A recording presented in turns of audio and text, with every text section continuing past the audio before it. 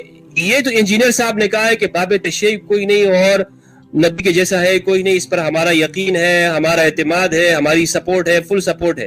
لیکن شیطان نے اس سے پہلے ایک جملہ کہا تھا، شیطان نے کہا تھا اللہ کے جیسا تو ہے ہی کوئی نہیں، آدم تو شیء کوئی نہیں، کہ آدم کی تعظیم کا انکار کیا اور اللہ کی اس توحید اور کبریائی کا اعتراف کیا شیطان نے کیا ہے. اور میں خوف رکھتا ہوں، مجھے اس بات کا اندیشہ ہے کہ انجینئر صاحب اس توحید کے اندر چلتے چلتے کئی شیطان کے متبع ہو کر مفتی صاحب آپ کو گھاٹے میں لے جاؤ گے، نقصان اپنا کر لو گے. تو اب اس میں کئی باتیں سمجھنے کی ہیں کہ ایک تو اللہ تعالیٰ نے فرشتوں سے کہا کہ آدم کو سجدہ کرو، تو اس پر لوگ حیران ہوتے ہیں، بلکہ کئی لوگوں نے شیطان کی وکالت اپنے ذمہ لے لی ہے. اس کی طرف سے بحث کرتے ہیں کہ جب اللہ نے اس کو کہا تھا کہ میرے سوا سجدہ کسی کو نہ کرو، تو اس نے نہیں اگر کیا تو اللہ تعالیٰ کا حکم مانا. اللہ نے روکا ہوا وہ کیوں کرتا؟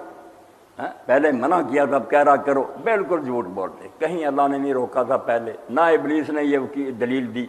اس نے کہیں نہیں کہا کہ میں موحد ہوں، میں شرک نہیں کروں گا تیرے سوا سے، یہ کسی کبھی نہیں کیا بے ایمان.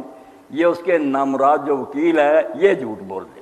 اس نے تو یہ کہا کہ سجدہ تو کرنا چاہیے، مگر اس کو چاہیے کہ مجھے کرے. مجھے تو نے مٹی سے آگ سے پیدا کیا، یہ مٹی سے بنانا خیر میرا، میں اس سے بہتر ہوں، میں کیوں کروں؟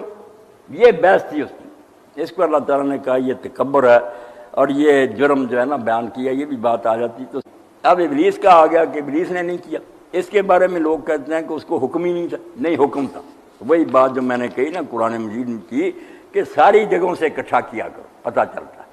کسی جگہ فرشتوں کا ذکر آ جاتا ہے، ابلیس کا نہیں آتا. دوسری جگہ آتا ہے کہ اس کو بھی حکم تھا. یہ سن لیں، سورہ الاعراف ہے. اللہ تعالیٰ کہتا ہے کہ میں نے پیدا کیا، وَلَقَدْ خَلَقْنَاكُمْ ثُمَّ صَوَّرْنَاكُمْ ثُمَّ قُلْنَا لِلْمَلَائِكَةِ اسْجُدُوا لِآدَمَ فَسَجَدُوا إِلَّا إِبْلِيسَ لَمْ يَكُن مِّنَ السَّاجِدِينَ. ہم نے تمہیں پیدا کیا پھر تمہاری صورتیں بنائی. یہ دو لفظ آئے ہیں قرآن مجید میں کہ تمہیں پیدا کیا، خلقنا، ثم صورناکم، پھر تمہاری صورتیں بھی بنائی.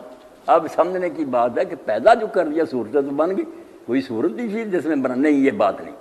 ایک خلق کا معنی عربی زبان میں صرف ڈیزائن بنانے کا، کہ اللہ نے خاکہ بنایا کس طرح کا بناؤں گا، پھر اس کے مطابق تمہاری صورتیں بنا دی، اس نقشے کے مطابق پیدا کر لیا. پھر ہم نے فرشتوں سے کہا کہ آدم کو سجدہ کرو، تو سب نے سجدہ کیا سوائے ابلیس کے، لم یکن من الساجدین، وہ سجدہ کرنے والوں میں شامل نہیں ہوا. یہاں پھر آتا کالا ما منع کا اللہ تسجد اذا امرتک، تجھے کس چیز نے روکا، کیوں نہیں تو نے سجدہ کیا جبکہ میں نے تجھے حکم دیا تھا. یہاں خاص ذکر ہے اذا امرتک کا. اس لیے قرآن مجید کے مقامات اکٹھے کرنے سے پتہ چل جاتا ہے کہ فرشتوں کو بھی حکم تھا، جنات کو بھی حکم تھا. فرشتے سب پاس ہوئے، جنات میں سے بہت سارے سجدہ کر گئے، مگر ایک گروہ جو تھا پھر ابلیس اور اس کے ساتھ دوسرا وہ کافرین کا ہو گیا، انہوں نے انکار کر دیا. اب یہاں اللہ تعالیٰ نے جو وجہ بیان کی کہ آدم علیہ السلام سے بھی لغزش ہوئی، مگر یہ استکبار سے نہیں کی. انہوں نے اکڑ کر اور نافرمانی کی نیت سے نہیں درخت کھایا، مغالطہ کھا گئے. وہ آگے بیان آئے گا، قسمیں اٹھائیں تمہارا اس میں بلا ہے، تم فرشتے بن جاؤ گے، ہمیشہ زندہ رہو. غلطی کھا گئے. ابلیس کا گناہ بالکل جان بوجھ کر، اس کو عناد اور ضد کہتے ہیں نا، سوچ سمجھ کر کیا، باوجود کہ اللہ تعالیٰ نے تنبیہ بھی کی کہ کیوں نہیں کیا، پھر بھی توبہ نہیں کی، بلکہ حجت شروع کر دی، جھگڑا کہ میں بہتر ہوں. اس لیے فرمایا، اسی کو امام جعفر صادق فرماتے ہیں کہ کفر کی 3 جڑیں. اس قصہ کا نچوڑ نکالیں کہ یہ ساری داستان اللہ نے سنائی کیوں. 3 جڑیں ہیں سارے کفر کی. کفر سے مراد گناہ، ایک تکبر ہے، یہ ابلیس کے گناہ کی جڑ ہے، بڑا بنا کہ میری شان کے خلاف ہے. ایک گناہ آدم علیہ السلام کا جو حرص سے پیدا ہوا کہ لالچ میں پڑ گیا، فرشتہ بن جوں، ہمیشہ کے لیے زندہ ہو جوں، اس کو حرص لیے ڈوبی. اور ایک گناہ حسد کا ہے جو بیٹوں نے کیا کہ ایک بیٹے کی قربانی قبول ہوئی، دوسرے کی نہیں ہو، اس نے قتل کر دیا. 3 ساری جڑیں ہیں جس سے سارے گناہ جنم لیتے ہیں، یا تکبر، یا حرص، یا حسد. تکبر کے بارے میں اللہ کے رسول علیہ السلام نے فرمایا کہ جس کے دل میں رائی برابر بھی تکبر ہوگا نا، وہ کبھی جنت میں داخل نہیں ہوگا.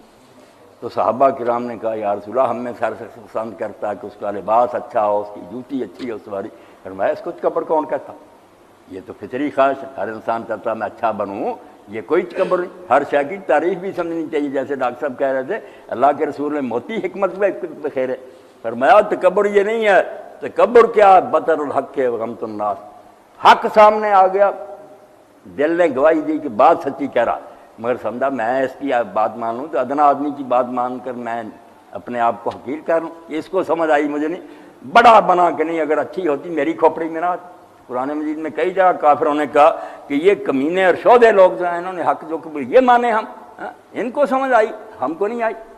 یہود کے علماء بھی اسی میں ڈوب گئے کہ متکبر ہم اسرائیلی ہیں، اگر نبوت آنی ہوتی ہمارے اندر اسماعیل کیا ہے کہ لونڈی کا بیٹا، اس کی نسل میں نبی ہو سکتا تو تکبر۔ اللہ تعالیٰ کہتے ہیں ابلیس نے انکار کیا اور بڑا بنا اور کافر ہو گیا، ماننے سے اس نے انکار کیا کہ میں یہ حکم نہیں مانوں گا، یہ حکم بالکل غلط ہے، میں اس سے آ رہا ہوں کیوں مانوں اس کو۔ تو اللہ کہتے ہیں جب ہم نے کہا کہ تو نے کیوں سجدہ نہیں کیا جب میں نے حکم دیا تھا، قال انا خیر منہ، کہنے لگا میں اس سے بہتر ہوں، خلقتنی من نار و خلقتہ من طین، مجھے تو نے مٹی سے بنایا اس کو آگ سے پیدا کیا۔ تو تکبر جو ہے اس کے بارے میں فرمایا گیا کہ یہ رائی برابر ہے نا کہ حق آ گیا اور تم اس لیے نہیں مانتے کہ میں کسی ادنا آدمی کی بات مانوں، میری سمجھ میں پہلے کیوں نہیں آئی، اور لوگوں کو حقیر جانو، یہ خرابی کی جاتی۔